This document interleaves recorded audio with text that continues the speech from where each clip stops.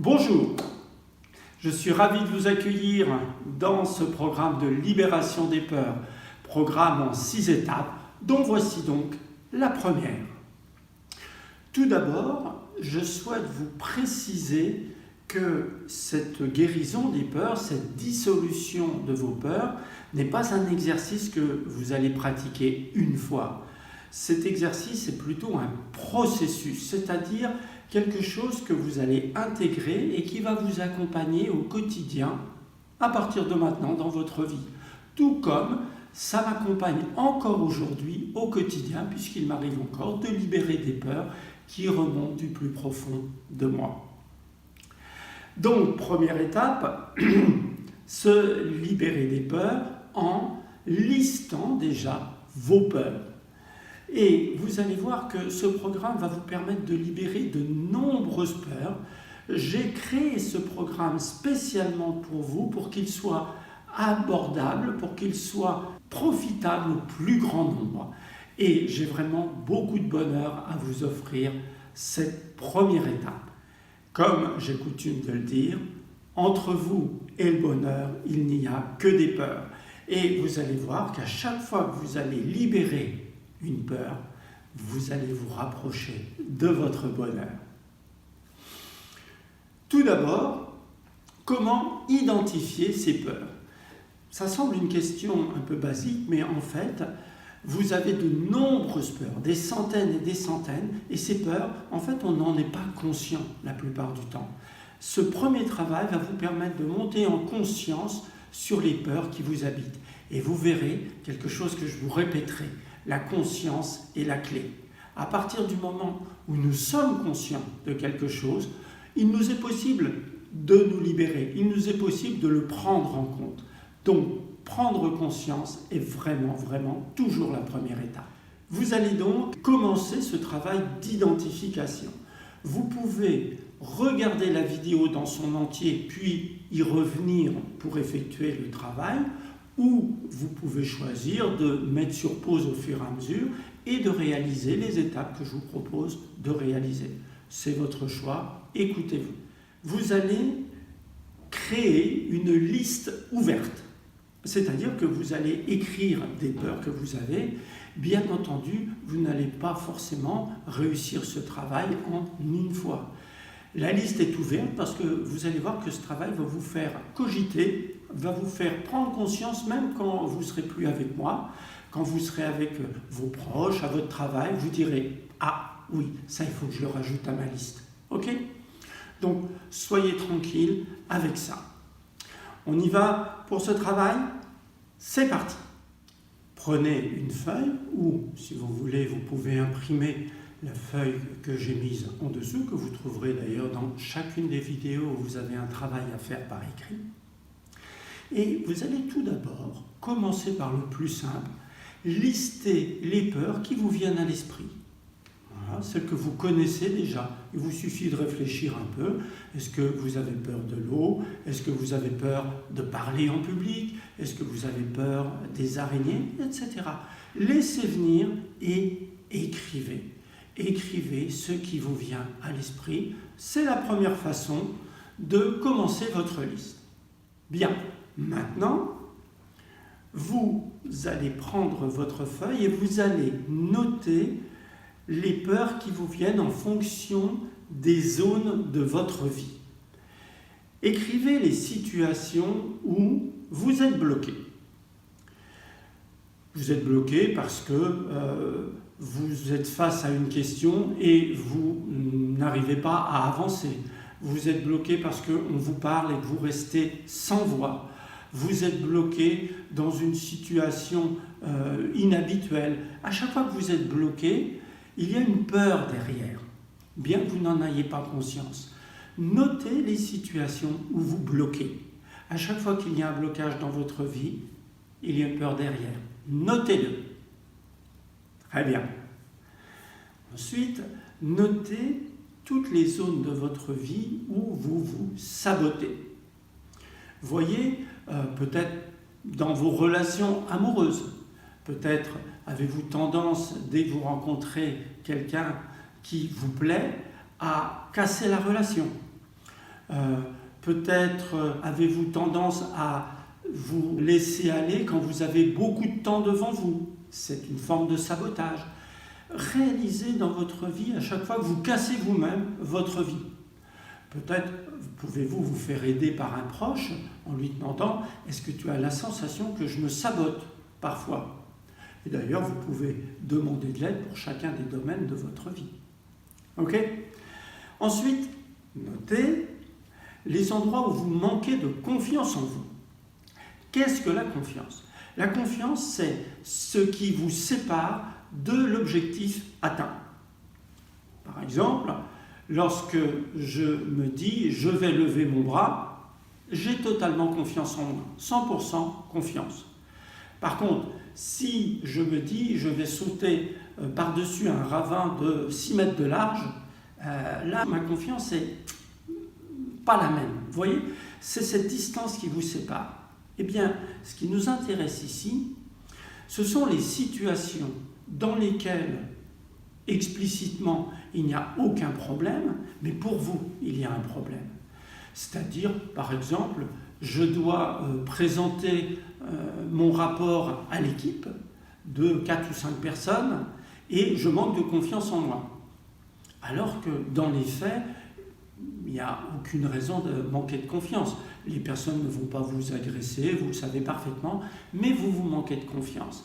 Eh bien, notez toutes les situations où, intérieurement, vous sentez que la distance est trop grande, alors qu'extérieurement, elle ne l'est pas du tout.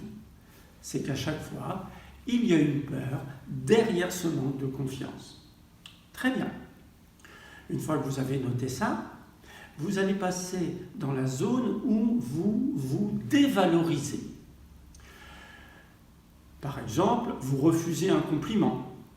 On vous fait un compliment et vous dites non, c'est rien. En fait, vous avez peur d'accepter le compliment ou vous avez peur d'accepter des remerciements.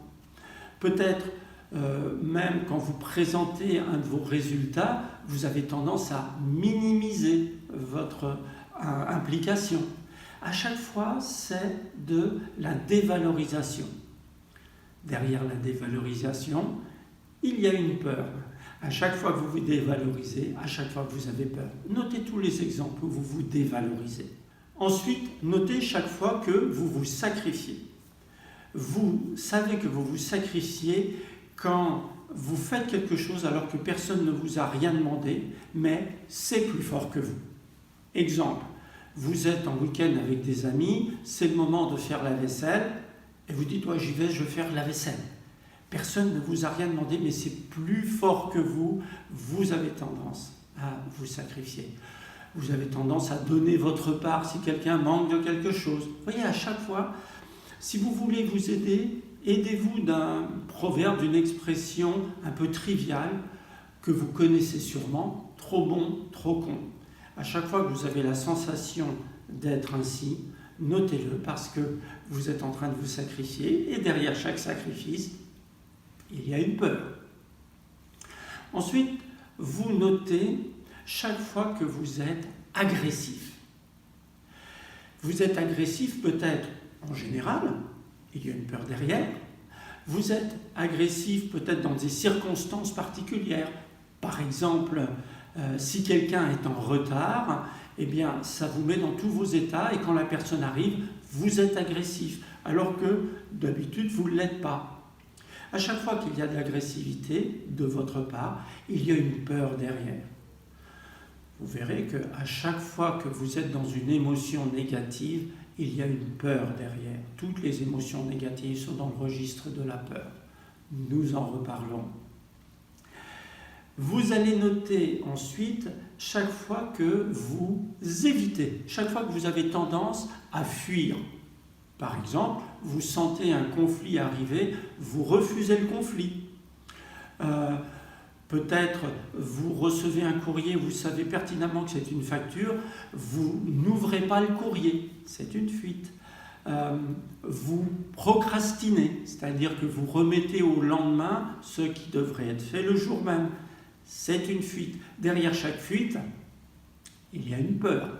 Notez les endroits où vous évitez, où vous fuyez. Ensuite, notez les zones de votre vie où vous avez tendance à vous plaindre. La plainte cache une peur.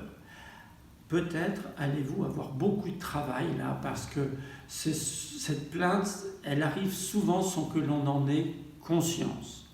Donc vous allez faire ce travail de monter en conscience, peut-être là encore demander à vous faire aider. À chaque fois que vous vous plaignez, il y a une peur derrière. Vous voyez, par exemple, il y a une grève de transport en commun et vous allez dire « ça y est, ils sont toujours en grève ». Vous voyez, non, dans la réalité, ils ne sont pas toujours en grève. Vous êtes en train d'essayer d'augmenter l'insatisfaction pour avoir raison et pour pouvoir vous plaindre, pour avoir le droit de vous plaindre. Regardez dans les zones de votre vie où vous cherchez à avoir raison de vous plaindre. Il y a une peur derrière. Ensuite, notez tous les endroits, toutes les occasions où vous manquez d'affirmation de vous-même. Peut-être vous devriez devant un collègue énoncer des règles plus strictes. Peut-être avez-vous tendance à laisser un supérieur vous maltraiter ou des gens vous envahir. Vous voyez, tous les moments où vous devriez mettre un stop et vous laisser faire. À chaque fois, c'est un manque d'affirmation de soi. Eh bien, à chaque fois, il y a une peur derrière. Notez ces éléments de votre vie. Ça va vous aider à les libérer. Autre peur, à chaque fois que vous avez peur de réussir. Notez chaque fois que vous avez peur de réussir, c'est ce moment particulièrement où un projet va aboutir. C'est souvent là qu'on voit la peur de réussir émerger. Vous avez travaillé jusqu'à un certain moment, peut-être par exemple vous avez commencé à écrire un livre, et puis au moment d'arriver à la fin du livre, vous arrêtez. Vous voyez, vous ne finissez pas votre besogne. En fait, c'est parce qu'il y a ce moment de l'arrivée, de la réussite qui est là, et quelque chose vous interdit de réussir. Il y a une peur derrière. Notez toutes ces occasions de réussir qui vous font défaut. De la même façon, mais inversement, notez chaque fois que vous avez peur de l'échec. L'échec, ce sera plutôt la peur de commencer. C'est-à-dire que vous avez une idée ou vous êtes invité à commencer quelque chose, mais vous anticipez déjà que si vous allez au bout, vous allez échouer. Et du coup, eh bien, vous n'allez pas commencer. Par exemple, vous avez l'occasion de prendre des cours d'équitation et puis, voilà, vous allez dire « oh, non, vraiment, merci ». Ou vous avez l'occasion d'apprendre un instrument de musique et vous vous dites « oh non, je suis trop âgé pour ça ». Vous voyez, toutes ces choses-là cachent une peur. Notez-le. Ensuite, notez, pensez à vos relations amoureuses ou avec vos amis très proches, les moments où vous avez peur d'aimer ou les moments où vous avez peur d'être aimé. Vous voyez, au niveau des démonstrations, est-ce que vous êtes tranquille dans l'idée de manifester votre amour et dans l'idée de recevoir de l'amour? Regardez bien s'il y a de la gêne, s'il y a de la honte, s'il y a de l'hésitation. Regardez parce que ça cache une peur. Notez-le.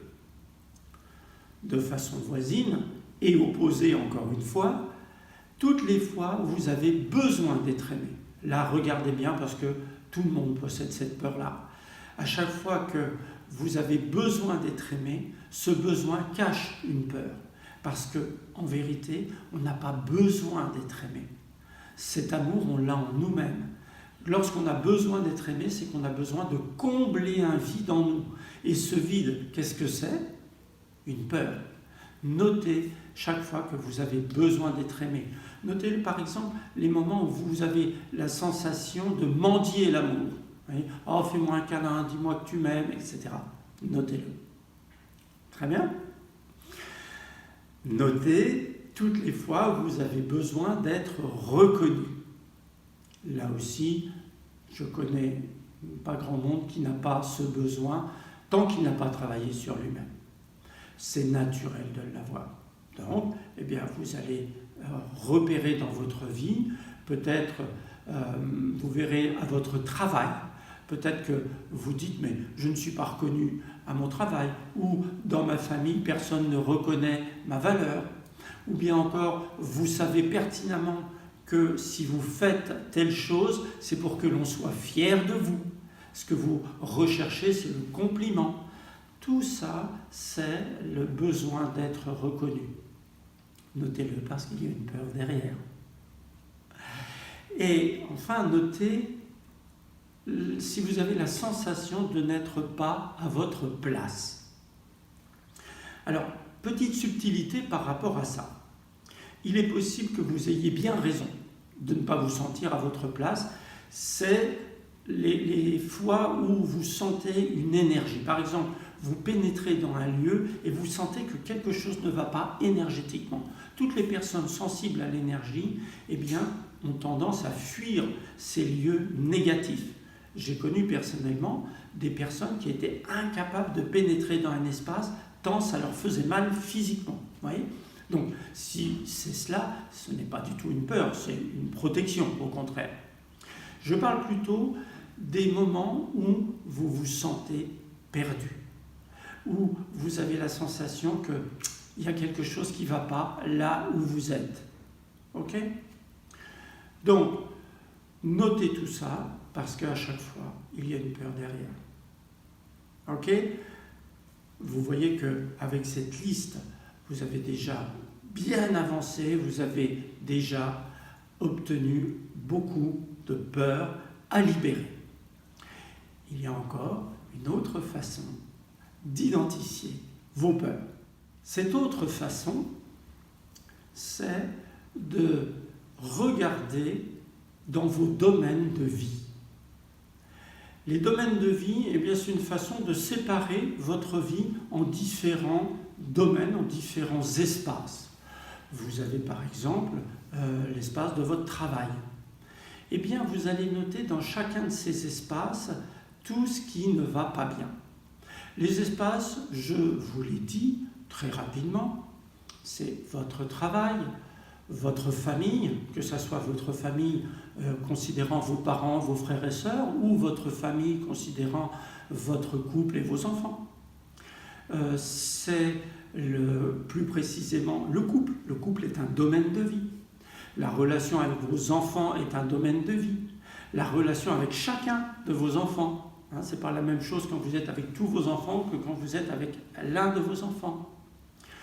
Dans les domaines de vie, il y a encore vos relations sociales, que vous soyez dans le registre des associations, peut-être des associations de parents d'élèves, des associations de quartier, vous voyez, des choses comme ça, ou que ce soit des clubs de loisirs, des clubs de jeux, vous voyez, ou que ce soit encore des associations sportives. Si vous êtes inscrit dans un club de sport ou si vous êtes inscrit dans une salle de sport, eh bien vous avez des relations forcément.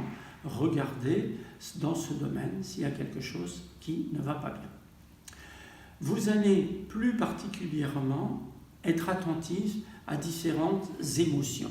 Chacune des émotions que je vais vous citer masque une peur.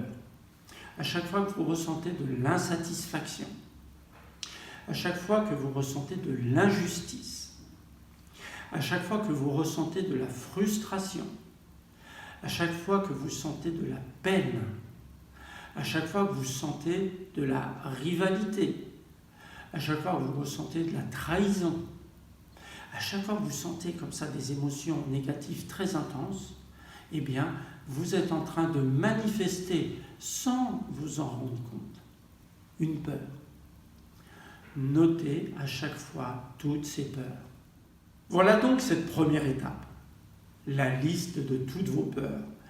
Vous comprenez qu'en fait, vous avez beaucoup plus de peur à l'intérieur de vous que vous n'en imaginiez.